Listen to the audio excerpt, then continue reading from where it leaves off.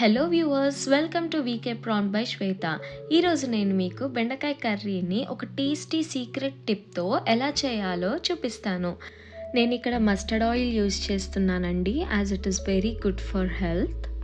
ఇప్పుడు నేను ఒక వేడి బాండీలో ఆయిల్ వేసి కావాల్సిన పోపు దినుసులు వేసుకున్నానండి. ఆవాలు, జీలకర్ర, పచ్చిశనగపప్పు, మినప్పప్పు వేసి బాగా వేయించాను ఆయిల్లో. మరీ ఎక్కువ డార్క్ బ్రౌన్గా వచ్చేలా కాకుండా కొంచెం లైట్ కలర్ వచ్చేదాకా వేయించాక ఇందులోకి నేను ఇప్పుడు ఫ్రెష్ అండ్ హెల్తీగా ఉండే కరివేపాకు ఆకులని యాడ్ చేసుకుంటున్నానండి.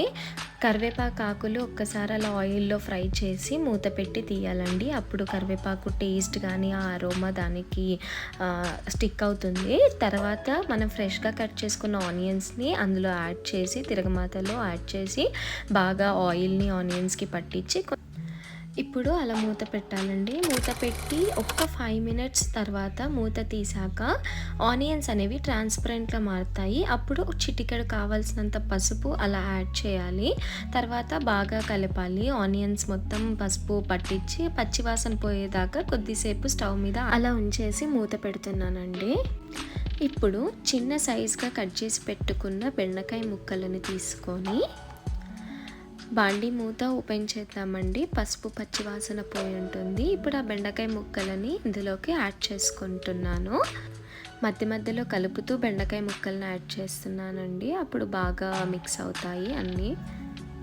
నేను ఇక్కడ కొంచెం పసుపు ఎక్కువ యాడ్ చేశానండి. వద్దు అనుకునే వాళ్ళు కొంచెం లైట్గా అయినా యాడ్ చేసుకోవచ్చు, నో ప్రాబ్లం.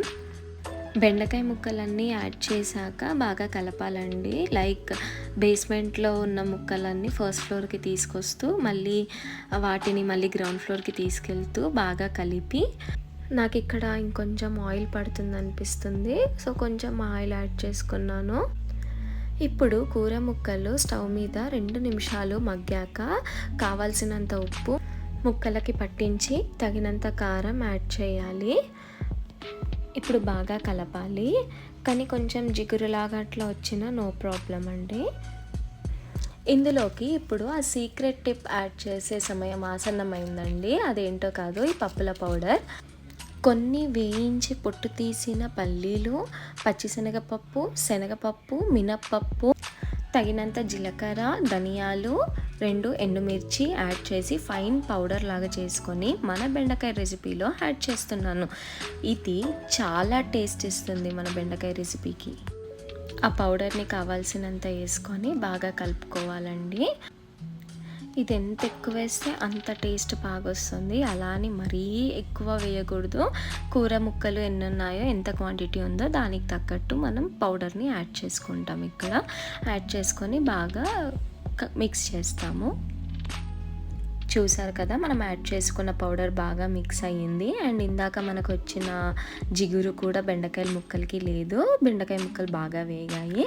ఇంకా స్టవ్ ఆఫ్ చేసేసి మన సీక్రెట్ స్పెషల్ బెండకాయ రెసిపీని బౌల్లోకి సర్వ్ చేసుకుంటున్నాను. And ready to have it.